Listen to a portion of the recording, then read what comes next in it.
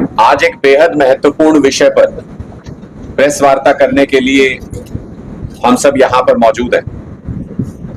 जैसा कि आप जानते हैं कि पिछले 9.5-10 साल से भारतीय जनता पार्टी का शासन हरियाणा के अंदर रहा है। इनकी योजनाओं से तो पूरा हरियाणा त्रस्त है, लेकिन अब धीरे धीरे वो परतें खुलने लगी हैं, जिससे ये पता चलता है कि भारतीय जनता पार्टी की सरकार सिर से लेकर पैर तक पूरी तरह से भ्रष्टाचार में डूबी हुई है। भारतीय जनता पार्टी सरकार के मंत्री, इनके बड़े बड़े नेता भ्रष्टाचार को शुरू से शह देते आए हैं। कुछ दिन पहले ही सीबीआई ने शिक्षा घोटाले में एफआईआर दर्ज की है और उस एफआईआर का मकसद जितना जांच करना है उससे ज्यादा भाजपा के नेताओं को बचाना है। शिक्षा घोटाला 2014 में भारतीय जनता पार्टी की सरकार आते ही शुरू हो गया। मतलब सरकार आते ही दोनों हाथों से पैसा लूटना शुरू कर दिया, भ्रष्टाचार करना शुरू कर दिया और 2014 से 16 के बीच में 4 लाख फर्जी दाखिले सरकारी स्कूलों के अंदर दिखाए गए। उनके वर्दी के पैसे, उनके वजीफे के पैसे, उनके ऊपर होने वाला खर्च, उनकी मिड डे मील का खर्च, करोड़ों रुपया गबन कर लिया। भारतीय जनता पार्टी के शीर्ष नेताओं और शिक्षा मंत्री, उस वक्त जो शिक्षा मंत्री होते थे, उनकी शय के बिना पूरे हरियाणा में इतना बड़ा फर्जी दाखिले का घोटाला संभव नहीं है। लेकिन जब सीबीआई ने एफआईआर की, कुछ दिन पहले ही एफआईआर हुई है, 5 साल पहले हाईकोर्ट ने यह आदेश दिया था कि 3 महीने के अंदर जांच करके सीबीआई एफआईआर दर्ज करे। ऐसे सबूत मौजूद हैं, ऐसे आंकड़े, ऐसे फैक्ट्स हैं उस केस के अंदर कि सीबीआई को रिपोर्ट दायर करनी पड़ी, एफआईआर दर्ज करनी पड़ी, लेकिन एफआईआर दर्ज करने में 5 साल लगा दिए सीबीआई ने कोर्ट के आदेश के बावजूद, क्योंकि बड़े नेताओं को बचाना था। मेरा स्पष्ट सवाल है कि जब सीबीआई 5 साल के बाद ही सही दे रहा है, दुरुस्त है, ये मानती है कि 4 लाख बच्चों के फर्जी दाखिले हुए थे, जब सीबीआई ने यह माना कि बड़े पैमाने पर इसमें भ्रष्टाचार हुआ था, बहुत सारे अधिकारी इसके अंदर इन्वॉल्व हैं, इनके बच्चों की वर्दी का पैसा, मिड डे मील का पैसा, वजीफे का पैसा, ये सब कागजों में दिखा करके भ्रष्टाचार में हड़प लिया गया, तो ऐसा कैसे संभव है कि पूरे हरियाणा में यह घोटाला हो और उसके ऊपर उस वक्त के शिक्षा मंत्री का हाथ ना हो, उस वक्त के मुख्यमंत्री का हाथ इस घोटाले के ऊपर ना हो? ऐसा संभव नहीं है। इसलिए हमारा स्पष्ट तौर पर यह आरोप है कि उस वक्त के शिक्षा मंत्री रामविलास शर्मा जी को सीबीआई इस पूरे घोटाले में बचाने का प्रयास कर रही है। सीधे तौर पर 4 लाख बच्चों के फर्जी दाखिले के मामले में ये जो घोटाला हुआ, सीबीआई इसमें भारतीय जनता पार्टी के नेताओं को, तत्कालीन मुख्यमंत्री को, तत्कालीन शिक्षा मंत्री को बचाने का प्रयास कर रही है। उनके नाम भी, उनके रोल की जांच भी इस सीबीआई की एफआईआर के दायरे में आनी चाहिए। कोर्ट को इसमें हस्तक्षेप करना चाहिए कि कैसे सरेआम नेताओं को बचाया जा रहा है। और यह सिर्फ एक मामले में नहीं होता है, बीजेपी के किसी भी घोटाले को, किसी भी चीज को उठा के देख लीजिए, जब भी इनका भ्रष्टाचार पकड़ा जाता है, ये उसको अधिकारियों के ऊपर टाल करके निकल जाना चाहते हैं, अधिकारियों को शिकार बनाते हैं, सस्पेंड कर देते हैं, जेल में डाल देते हैं, लेकिन कभी किसी नेता का नाम भारतीय जनता पार्टी के इन्होंने भ्रष्टाचार में नहीं आने दिया। एजेंसियों का दुरुपयोग कर रहे हैं। दिल्ली में जहां एक तरफ आम आदमी पार्टी के नेताओं से ना कभी कोई बरामदगी हुई, ना किसी तरीके का कोई सबूत इनके पास है, उसके बावजूद भी हमारे नेताओं को महीनों से, सालों से जेल में डाले हुए सीबीआई और ईडी का दुरुपयोग करके। और हरियाणा में वही सीबीआई भ्रष्टाचार करने वाले लोगों को बचाने का प्रयास कर रही है। उनके नाम एफआईआर से हटाए जाते हैं, उनके नाम एफआईआर में डाले नहीं जाते, जांच के दायरे में उनको लाया नहीं जाता। तो इसका सीधा मतलब ये कि एजेंसियों का दुरुपयोग करके इन तमाम नेताओं को बचाने का प्रयास किया जा रहा है। और दूसरी तरफ पूरे प्रदेश के अंदर कानून व्यवस्था देख लीजिए क्या हालत है। सरेआम पुलिसकर्मी को गोली मार के हत्या कर दी जाती है। 39 घंटे हो चुके हैं। मुख्यमंत्री के सिटी में वो घटना हुई, एमएलए के गांव में, जो करीबी माना जाता है मुख्यमंत्री का, उस एमएलए के गांव के बाहर वो घटना हुई, लेकिन अभी तक पुलिस के पास ना कोई सुराग है, ना अपराधियों की गिरफ्तारी हुई है। इसका मतलब पूरे प्रदेश के व्यापारी, पूरे प्रदेश की जनता, पूरे प्रदेश की महिलाएं अपनी सुरक्षा को लेकर के चिंतित हैं कि जब सीएम सिटी में हमारी रखवाली करने वाले पुलिसकर्मी को ही अपराधी हत्या करके चले जाते हैं और उसका 39 घंटे बीत जाने के बाद भी अपराधियों का कोई सुराग पुलिस के पास नहीं है, तो फिर जनता कैसे सुरक्षित हो। इसका सबसे बड़ा कारण यह है कि सारी एजेंसियों को, सारी पुलिस फोर्स को इन्होंने भारतीय जनता पार्टी के नेताओं को बचाने में लगा दिया है। अमित शाह जी आते हैं, 4 डिस्ट्रिक्ट की पुलिस वहां पे लग जाती है। धर्मेंद्र प्रधान जी आते हैं, 5 डिस्ट्रिक्ट की पुलिस वहां पे लग जाती है। मुख्यमंत्री का कार्यक्रम होता है, हजारों पुलिसकर्मी उसमें लगा दिए जाते हैं, लेकिन ना पुलिसकर्मी सुरक्षित है, ना ही जनता सुरक्षित है। हरियाणा के अंदर बीजेपी पुलिस और एजेंसियों का दुरुपयोग करके अपने भ्रष्टाचार को छुपाने का प्रयास कर रही है, अपने नेताओं को जनता के आक्रोश से बचाने का प्रयास कर रही है, और पूरा हरियाणा प्रदेश भ्रष्टाचार की जद में डूब के धीरे धीरे बर्बाद होता जा रहा है। हम ही आपके सामने आज ये मुद्दा रखना चाहते थे कि क्यों बीजेपी नेताओं का नाम इन सब भ्रष्टाचार में नहीं होता है।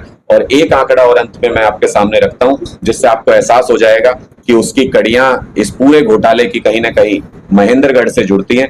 जब मैंने वो लिस्ट देखी कि किन स्कूलों के अंदर कितने फर्जी बच्चों के दाखिले हुए, तो उसमें आपको जान करके आश्चर्य होगा कि महेंद्रगढ़ और नूह में सबसे ज्यादा स्कूलों में, मुझे लगता है कि 67-68 स्कूल महेंद्रगढ़ के और 85 स्कूल नूह के, सबसे ज्यादा महेंद्रगढ़ और नूह के अंदर इस पूरे घोटाले के अंदर भ्रष्टाचार हुआ, फर्जी एडमिशन घोटाले के अंदर। तो फिर जांच के दायरे में यहां के नेता और उस वक्त यहां से शिक्षा मंत्री रहे जो आपके नेता हैं, वो किस तरीके से इसकी जद से बाहर हो सकते हैं, ये सवाल सीधे सीधे सीबीआई से और सरकार से पूछा जाना चाहिए। आपके कोई सवाल है तो आप पूछिए। आम आदमी पार्टी ने क्या निर्णय लिया? देखिए, हमने स्पष्ट तौर पर भारतीय जनता पार्टी के हर भ्रष्टाचार की पोल जनता के सामने खोलेंगे। सबसे बड़ी अदालत अगर कोई होती है तो वो जनता की अदालत होती है। हरियाणा के लोग हरियाणा में काम कर रही तमाम पार्टियों के कामकाज को देख चुके हैं और हमेशा से तीसरे विकल्प के इंतजार में हरियाणा के लोग रहे हैं, क्योंकि वो संतुष्ट नहीं है। पहले की सरकारें बिजली, पानी, स्कूल, अस्पताल की सुविधाएं नहीं दे पाई, उनको सुरक्षा नहीं दे पाई, शिक्षा के लिए काम नहीं कर पाई, किसानों की जो जरूरत है उनको पूरा नहीं कर पाई। इसलिए हरियाणा के लोग तीसरे विकल्प का इंतजार कर रहे थे। आम आदमी पार्टी हरियाणा में वो तीसरा सबसे मजबूत विकल्प बन के उभरी है और लोगों के बीच हम भारतीय जनता पार्टी के इस तमाम भ्रष्टाचार को भी लेकर के जाएंगे और अपनी नीतियों को भी लेकर के जाएंगे कि कैसे इस पूरे भ्रष्टाचार से बाहर निकाल के हरियाणा को एक शानदार प्रदेश बनाया जा सकता है। यहाँ की शिक्षा व्यवस्था को, बिजली की व्यवस्था को शानदार किया जा सकता है। वो हम लोगों के बीच में जन संवाद के माध्यम से कार्यक्रम को लेकर के जा रहे हैं। आने वाली विधानसभा के लिए किस तरह की रणनीति लेकर चल रहे हैं? कल इसके बारे में हमारी प्रदेश कार्यकारिणी की बहुत महत्वपूर्ण बैठक हुई थी। सभी वरिष्ठ नेतागण हरियाणा के राष्ट्रीय संगठन मंत्री संदीप पाठक जी के साथ उस मीटिंग में मौजूद थे। काफी विस्तृत चर्चा हुई हमारी, किस तरीके से कैंपेन करेंगे, किस तरीके से रैलियां की जाएंगी आने वाले समय में।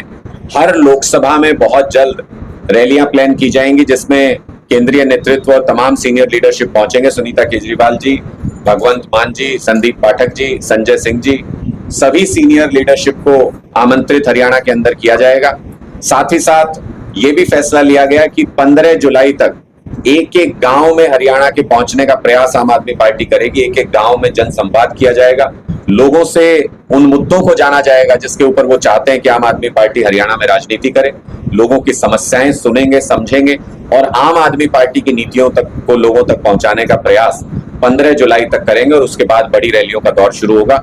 आम आदमी पार्टी तीसरे और सबसे मजबूत विकल्प के रूप में हरियाणा के सामने मौजूद है। हरियाणा के लोग बाहें खोल करके इस तीसरे विकल्प को अपनाएंगे, इसका स्वागत करेंगे। हम ऐसी उम्मीद करते हैं और लोगों के बीच अपने सारी गारंटी, सारे जो हमारे आइडियाज उनको लेके लोगों के बीच जाएंगे। किस मुख्यमंत्री के रूप में सर चेहरे को लेकर आम आदमी पार्टी उतरने की तैयारी कर रही है? कोई भी एक आम आदमी हरियाणा का, उसके अंदर मुख्यमंत्री बनने की काबिलियत है। उसके लिए जैसे भारतीय जनता पार्टी के मुख्यमंत्री खुले तौर पे भ्रष्टाचार हरियाणा के अंदर फैला रहे हैं, ये कोई क्वालिफिकेशन नहीं है। एक आम आदमी जो ऐसा व्यक्ति हो जो हरियाणा के लोगों की शिक्षा के ऊपर काम कर सके, स्वास्थ्य के ऊपर काम कर सके, बिजली और पानी के ऊपर काम कर सके, वो हरियाणा का मुख्यमंत्री बन सकता है। हरियाणा में बहुत ऐसे लोग हैं, हरियाणा ने ऐसे शेरों को पैदा किया है जो लीडरशिप में जब से आजाद हुआ है देश या आजादी से पहले के आंदोलनों में भी नेतृत्व करते रहे हैं हरियाणा का और पूरे देश का, इसलिए ये कोई प्रश्न नहीं है। आम आदमी की सरकार बनती है या नहीं, ये प्रश्न है, क्योंकि आम आदमी हमेशा से अपने काम नहीं करा पाया क्योंकि उसकी कभी सरकार नहीं रही। इस बार हरियाणा के लोग चाहते हैं कि आम जनता, आम आदमी अपनी सरकार बनाएगा और अपने काम करेगा। सर, टिकट वितरण को लेकर किस तरह का फॉर्मूला अपनाते हैं? बहुत जल्दी इसके ऊपर भी हम एक बहुत विस्तृत कार्यक्रम पूरे हरियाणा के अंदर चलाएंगे। हमने सभी लोगों को ये कहा है कि जो भी आम आदमी पार्टी के टिकट पर चुनाव लड़ना चाहते हैं वो सभी आमंत्रित हैं, वो आम आदमी पार्टी को अप्रोच कर सकते हैं और लोगों के बीच में जा करके लोगों से ये पूछेंगे कि आपके इलाके में सबसे प्रभावशाली व्यक्ति जो आम आदमी पार्टी से जुड़ा हुआ है या जिसे आम आदमी पार्टी का उम्मीदवार होना चाहिए वो कौन है। आम आदमी पार्टी हमेशा से सर्वे के माध्यम से लोगों से पूछ के उम्मीदवारों का फैसला करती रही है। अभी भी वही तरीका होगा हमारा टिकट का फैसला करने का। 90 की 90 विधानसभा सीटों पर एक एक बूथ के ऊपर मजबूत तैयारी करने के लिए पार्टी हाईकमान का आदेश है। हम ऐसे बूथ योद्धा तैयार करने जा रहे हैं जो अरविंद केजरीवाल जी से इत्तेफाक रखने वाले लोगों को वोट में कन्वर्ट कर सके चुनाव के समय पर। ऐसी तैयारी आम आदमी पार्टी पूरे हरियाणा के अंदर कर रही है। क्या कारण रहा कि बड़ी कोई रैली आम आदमी पार्टी ने? देखिए, बिल्कुल करेंगे। मैंने जैसा बताया कि हर लोकसभा में आने वाले समय में 10 की 10 लोकसभा में बड़ी रैली प्लान की गई है और उसके बाद शायद एक एक विधानसभा के अंदर भी या एक विधानसभा में एक से ज्यादा भी रोड शो और रैलीज प्लान किए जाएंगी। हमें उम्मीद है कि अरविंद केजरीवाल जी बहुत जल्द जेल से बाहर होंगे, आप सबके बीच में होंगे। हरियाणा में ऐसा कैंपेन करेंगे, ऐसा चुनाव लड़ेंगे जैसा आज से पहले कभी हरियाणा की धरती पर चुनाव लड़ा नहीं गया होगा। इतनी ताकत और इतनी मेहनत के साथ आम आदमी पार्टी का कार्यकर्ता लोगों के बीच में जाएगा और इस बार आम आदमी की सरकार बनाने की पूरी मेहनत, पूरी ताकत के साथ कोशिश करेंगे। हरियाणा लोकसभा में जो लॉस हुआ है आम आदमी पार्टी का, तो आने वाले टाइम में उसको कैसे भरपाई कर पाए? देखिए, मुझे नहीं लगता कि कोई नुकसान हुआ है। चुनाव में हार जीत होती है हमेशा, लेकिन आप लोकसभा चुनाव से कम ये स्थापित हो गया है कि हरियाणा में आम आदमी पार्टी बीजेपी और कांग्रेस के बाद तीसरी सबसे बड़ी ताकत है, तीसरा विकल्प है। इसके रूप में आम आदमी पार्टी स्थापित हो चुकी है। अगर आप देखेंगे कि बसपा, जेजेपी, इनेलो, ये ऐसी पार्टियां और ऐसे नेता हैं जो दशकों से हरियाणा में राजनीति करते रहे। सरकार भी रही है इनेलो की हरियाणा के अंदर, लेकिन इन तीनों पार्टियों के पूरे हरियाणा के 10-10 कैंडिडेट्स के वोट जोड़ लीजिए। तीनों के वोट जोड़ने के बाद जितने वोट बनते हैं उससे ज्यादा वोट आम आदमी पार्टी ने एक लोकसभा सीट पर हासिल किए, जो अपने आप में ये बताने के लिए काफी है कि तीसरे विकल्प के रूप में हरियाणा के लोग आम आदमी पार्टी से बहुत उम्मीद करते हैं और हमारी तरफ उम्मीद भरी नजरों से देख रहे हैं। हम इस तीसरे विकल्प को एक एक घर तक लेकर के जाएंगे, लोगों से आग्रह करेंगे कि आपने सबको मौका देके देख लिया। हरियाणा के लोग इतने भोले हैं, इतने अच्छे हैं कि उनसे जिसने भी मौका मांगा, जिसने भी हाथ जोड़ के वोट मांगा, उसने सबको सरकार में आने का मौका दिया। हम एक मौका हरियाणा के लाल अरविंद केजरीवाल के लिए लोगों से मांगेंगे और ये कहेंगे कि एक मौका अरविंद केजरीवाल को दीजिए, आपकी सारी मूलभूत समस्याओं का समाधान होकर रहेगा। एक अंतिम सवाल सर, बेरोजगारी को लेकर हरियाणा में जिस तरह से तराई मची है, इसको लेकर आम आदमी का मुख्य एजेंडा किस पर्पज से युवाओं को अपनी तरफ लुभाए? मुझे लगता है कि आम आदमी पार्टी अपनी कथनी के जरिए हमेशा एग्जाम्पल प्रस्तुत करती है। हरियाणा के युवाओं को बेरोजगारी में धकेलने का जिम्मा इस वक्त भारतीय जनता पार्टी के पास है। न भारतीय जनता पार्टी को इस बात की परवाह है कि युवाओं को रोजगार मिलना चाहिए, न भारतीय जनता पार्टी को इस बात की परवाह है कि वो युवाओं को शिक्षित भी कर पा रहे हैं कि नहीं कर पा रहे हैं। भारतीय जनता पार्टी को अगर नौकरी देनी होती है तो 2 लाख सरकारी नौकरी हरियाणा की नजर नहीं आती है, वो नहीं देंगे हरियाणा के युवाओं को। ये कहेंगे कि इजराइल में जाके नौकरी कर लो जहां पे युद्ध चल रहा है। हमारे युवाओं को मौत के मुंह में धकेलने में जरा भी शर्म भारतीय जनता पार्टी को नहीं आती। आम आदमी पार्टी इस पूरे माहौल को बदलना चाहती है। हमने पहले ही कहा है, आम आदमी पार्टी सत्ता में आते ही 2 लाख सरकारी नौकरी जो पोस्ट खाली हैं, पहली कलम से वो सरकारी नौकरियां युवाओं के लिए निकालेगी। और जैसे दिल्ली के अंदर 12 लाख से ज्यादा नौकरियों का इंतजाम अरविंद केजरीवाल जी ने जब से हम सत्ता में आए हैं तब से लेकर अभी तक किया है, वैसे ही पंजाब के अंदर 3.5 लाख प्राइवेट रोजगार का इंतजाम और 50,000 से ज्यादा सरकारी नौकरियां सक्सेसफुल तरीके से बिना एक भी भर्ती कैंसिल हुए, बिना कोई भर्ती कोर्ट में गए हुए हमने करके दिखाई है। उसी तरीके से हरियाणा में भी एक एक युवा के लिए रोजगार का इंतजाम कर सके, ऐसी योजनाओं पर आम आदमी पार्टी काम कर रही है। चुनाव से पहले वो सारी घोषणाओं को, वो सारी योजनाओं को हम युवाओं के सामने भी रखेंगे और उसके आधार पर उनसे समर्थन मांगेंगे।